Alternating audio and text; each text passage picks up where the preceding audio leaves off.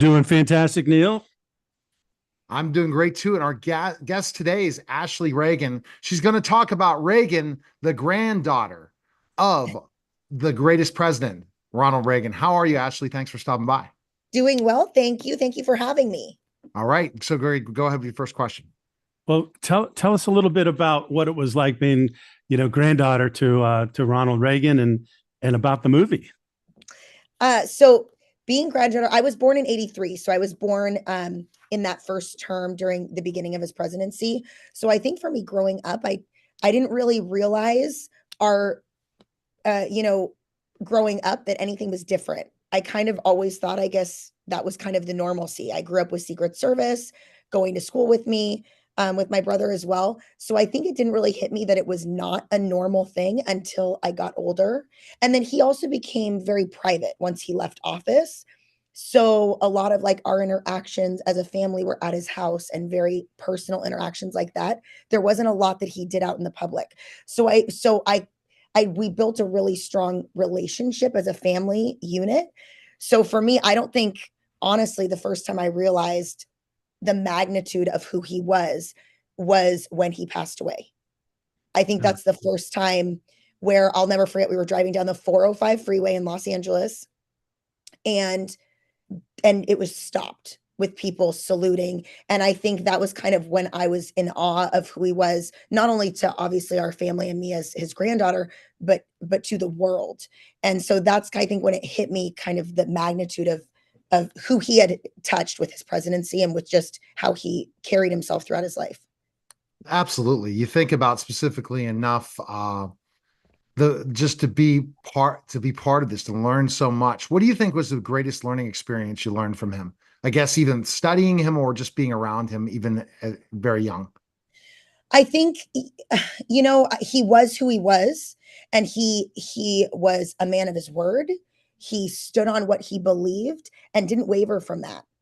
And, I think we live in a culture where it's so easy, especially with influences and so much outside noise coming from, social media, TV. We're constantly kind of bombarded with that. I think it's easy to kind of forget where your compass is pointing. And I feel like he was always very just focused on where he stood in his viewpoints, and he never wavered. He did what he knew he had to do, and he didn't really care if people liked it or didn't like it. He followed his gut. And he was also very, in kind of being an adult now, because I was so little when he was president. And then also I was in college when he passed away, but being an adult in the workforce and, in a leadership position myself, I think that he also surrounded himself with really incredible people. He wasn't afraid to have people around him that knew more than he did. That's a great point. That was Henry Ford's trick, as he would say, right? Yeah. Always having the button to push because he didn't have the answers himself, but he Yeah. always had a person who did. So tell me, how do you think Dennis Quaid is doing portraying your grandfather in the movie? I think he was going into it, right, seeing it from a perspective of that being my grandpa. And, I sat next to my dad and we were able to go to the premiere in Hollywood, and sitting next to my dad, who that's his dad, right? So seeing somebody else portray a person that so personally, Yeah. it's an awkward thing to watch. And so I think going into it, we didn't really know, we had no expectations, especially because we've seen certain things done in Hollywood where they've kind of almost been made like a caricature out of him a little bit Mm. with his mannerisms and such.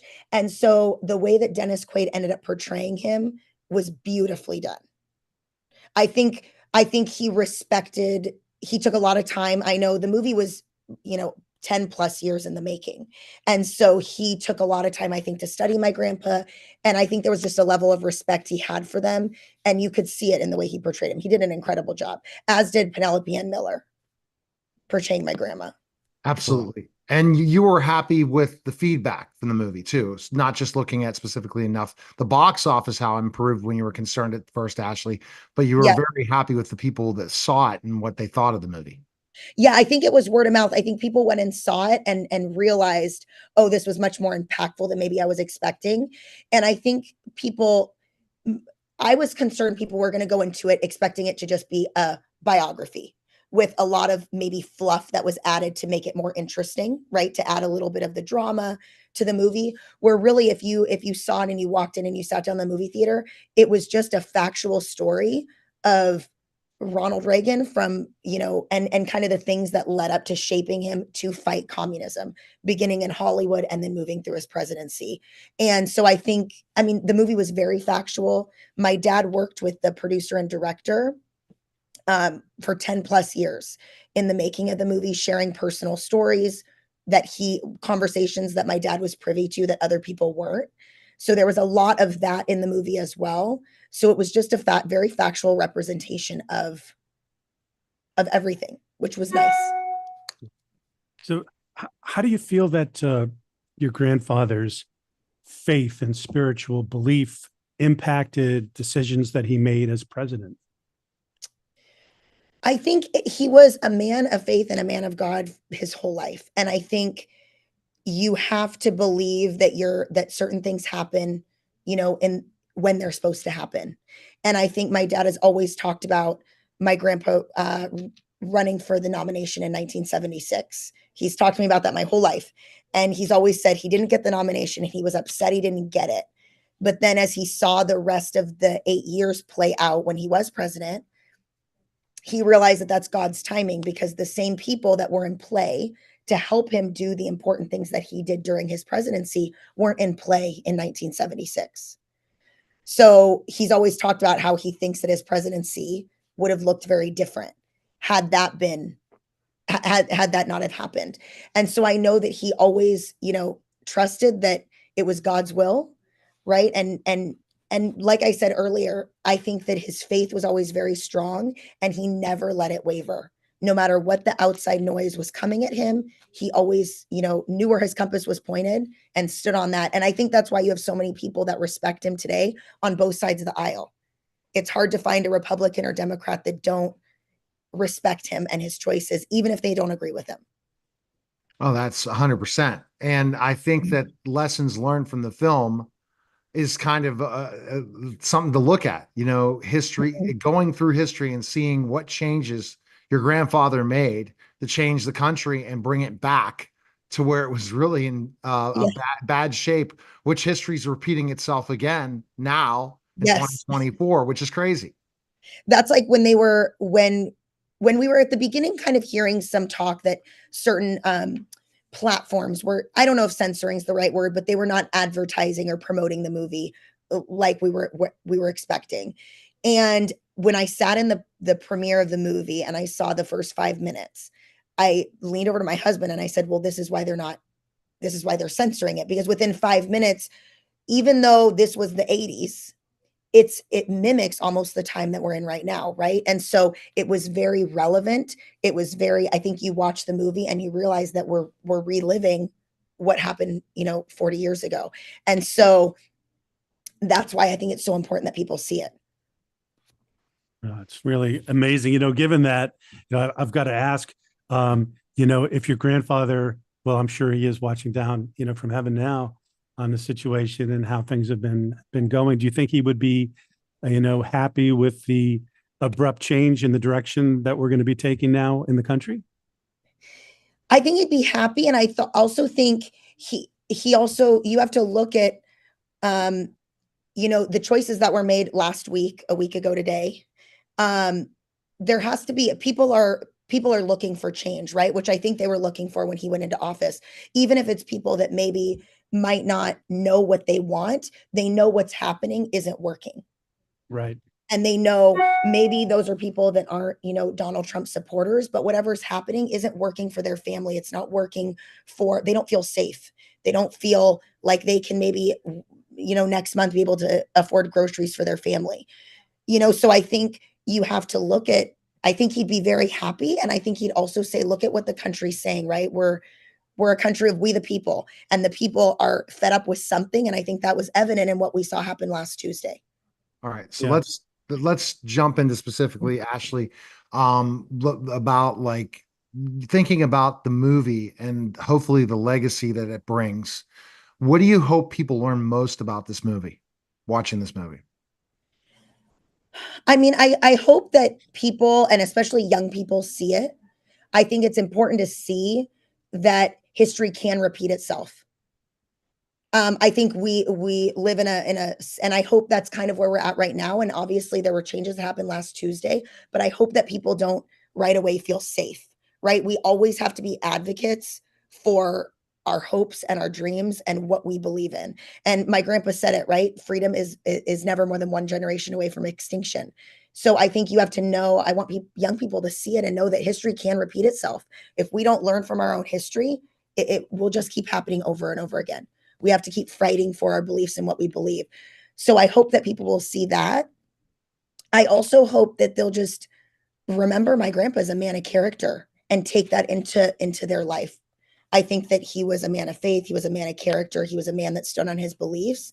And I know there's times where even as an adult, I have to remember those certain strengths about my grandpa and how I can live them out in my own life. Wow.